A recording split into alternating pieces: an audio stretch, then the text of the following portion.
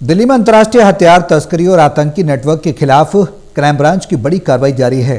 इस मामले में 2 और अहम सप्लायर्स को गिरफ्तार किया गया, जिसके बाद कुल गिरफ्तारी का आंकड़ा 12 हो गया है। पुलिस ने इस पूरे मामले में यूएपीए के तहत भी केस दर्ज किया और अब तक बड़ी मात्रा में विदेशी हथियार और कारतूस बरामद किए गए हैं।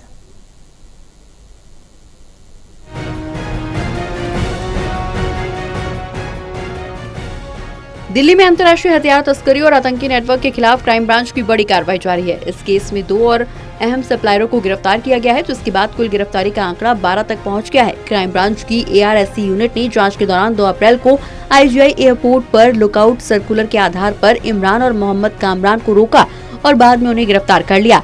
पूछताछ में सामने आया है कि दोनों आरोपी नेटवर्क के सरगना शाहबाज अंसारी के निर्देश पर काम कर रहे थे। ये नेपाल से अवैध हथियारों की खेप लाकर दिल्ली NCR सहित अन्य राज्यों में सप्लाई करते थे। इस ऑपरेशन में अब तक 23 विदेशी हथियार और 211 जिंदा कारतूस बरामद किए जा चुके हैं। ये दोनों LOC पर जो हमने एक गैंग पकड़ा था ट्रांसनेशनल, उस LOC उसमें LOC खुली हुई थी जो वांटेड एक्यूज है। उस LOC के आधार पर दिल्ली एयरपोर्ट से 2 तारीख को उनको अप्रेंड किया गया।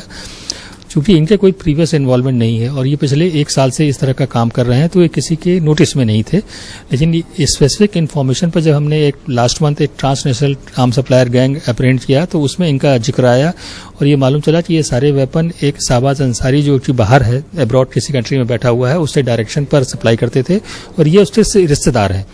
तो इनकी इंटरोगेशन अब की जा रही है। तो ये मालूम चला है कि पिछले लगभग साल भर से ये नेपाल से लगातार वेपन लेके आ रहे थे और यहाँ नॉर्थ इंडिया में सप्लाई कर रहे थे। जांच में खुलासा हुआ कि आरोपी हथियारों को अलग अलग पार्ट्स में तोड़कर बॉर्डर पार करते थे ताकि शक न हो और भारत में पहुंचने के बाद उन्हें फिर से जोड़कर सुरक्षित जगहों पर स्टोर किया जाता था। इसके बाद ये हथियार अपराधियों तक पहुंचाए जाते थे। पुलिस ने आरोपियों की निशानदेही पर बुलंदशहर से एक मारुति स्विफ्ट कार बरामद की, जिसमें हथियार छिपाने के लिए खास तरह की सीक्रेट कैविटी बनाई गयी। इमरान के पास से 0.30 बोर की पिस्टल और 5 कारतूस, जबकि कामरान के पास से 0.32 बोर का रिवॉल्वर और 6 कारतूस बरामद हुए। जांच एजेंसियों का दावा है कि ये नेटवर्क पाकिस्तान की खुफिया एजेंसी ISI के इशारे पर काम कर रहा था और पाकिस्तान, थाईलैंड, नेपाल रूट के जरिए हथियारों की तस्करी की जा रही थी ताकि देश की सुरक्षा को नुकसान पहुँचाया जा सके और भीड़भाड़ वाले इलाकों त्योहारों के दौरान हमले किए जा सके।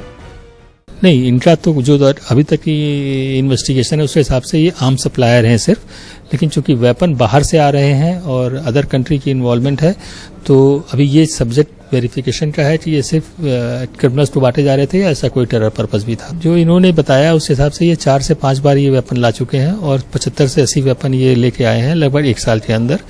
और कैविटी ऐसी बनी है जिसको आप आसानी से विजुअल आंखों से आप नहीं पहचान सकते कि कहीं पर कैविटी है। ये दरवाजे के नीचे बनी हुई है कैविटी, जिसको आइडेंटिफाई हो, जिसको मालूम होगा वही उसको आइडेंटिफाई कर सकता है। फिलहाल पुलिस इस नेटवर्क की बाकी कड़ियों को जोड़ने में जुटी हुई है। इससे जुड़े अन्य लोगों की तलाश के साथ साथ पैसों के लेन देन की भी गहराई से जांच की जा रही है। टोटल टीवी के लिए विशाल सिंह की रिपोर्ट।